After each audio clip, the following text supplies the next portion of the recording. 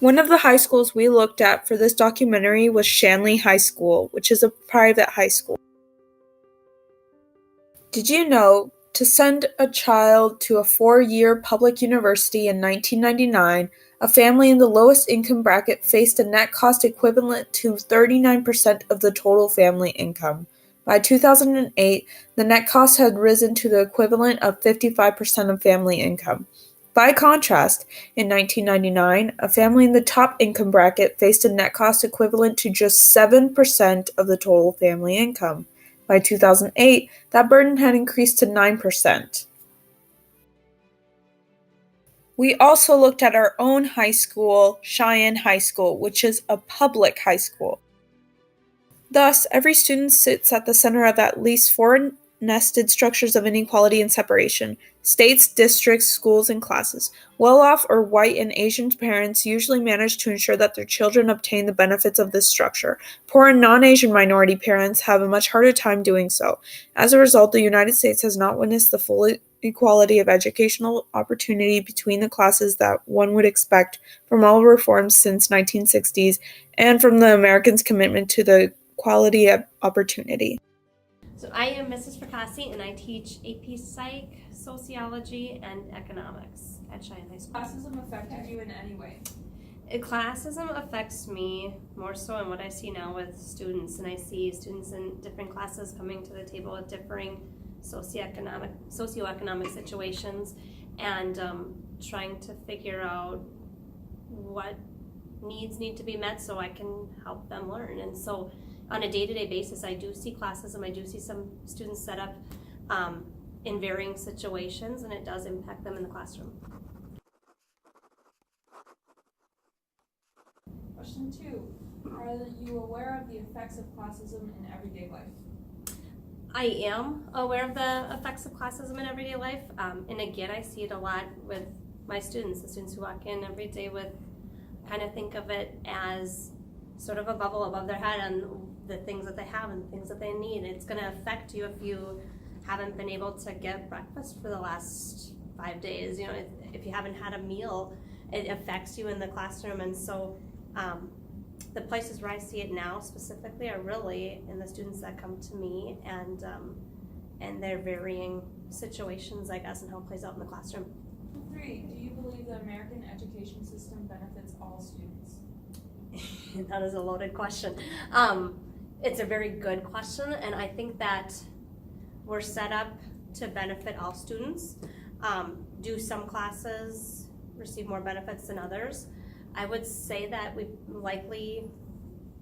do see that. Affirmative action compensate for the effects of classism? Okay, does affirmative action compensate for the effects of classism? I think it does make us head in a step in the right direction. Does it compensate for everything? I mean, we're always going to have shortcomings with any type of program or any type of legislation that goes through, and then there's always red tape that goes along with it. Is it a step in the right direction, though? Yes, I believe it is. Does it conquer all issues? No. What groups are disproportionately affected by classism? What groups are disproportionately affected by classism? When I see it, it's typically going to be your lower socioeconomic in inner city Chicago, people in lower socioeconomic groups and living in more rundown areas. A lot of times the resources within that school are going to be not quite as they are in a higher socioeconomic group, and so typically the negative effects as we see it in education tend to be more so for the lower groups than that. 6. Is classism the only factor that affects education? Okay. Is classism the only factor that affects education? Absolutely not. There are a wide variety of issues that affect education that we see every day. Do I see classism to some degree every day? Probably in some way, shape, or form it plays out in the classroom, but there are many other issues that come into play over the course of a school day as well. So very important one, but it's among a long list of other issues as well. Are there certain areas geographically that are more classist? Yeah, are there certain areas geographically that are more or less classes? Absolutely. I mean, I mentioned an inner city area like Chicago, you're going to have a lot more marked classism than we might see around this area, or we do see classism in this area. I don't think you're really immune from it at any area that I've been in, I guess. In the U.S., it's just that in some areas, and I believe more inner cities, you see it play out on a little bit higher level than we do in more rural areas. 8. Was the American education system designed to be equal, or does it favor certain groups? Oh boy, the American education system, and is it designed to be more equal, or do we was it cater to certain groups? Yeah. Cater to certain groups. I think in theory, we're designed to be equal. If we're looking at the Constitution, everything is to be equal. When it plays out, does every school have the exact same resources? No. And what determines that?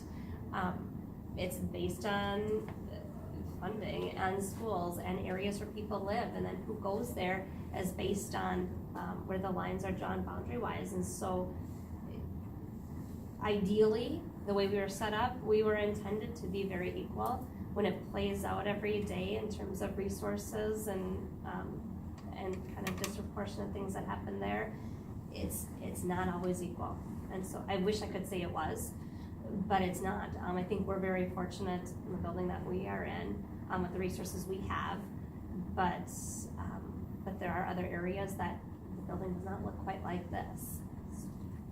One of the last high schools we looked at was Loudoun Community High School. Almost all high schools, many middle schools, and some elementary schools source students by measured ability. Well-off children, who are disproportionately white and Asian, almost always dominate the high tracks. Students with disabilities or limited English proficiency are not likely to be in the high tracks regardless of their talents. Students shunted into low-ability classes or non-academic tracks frequently end up with poorly or inappropriately trained teachers, few resources, trivial curricula, and no accountability.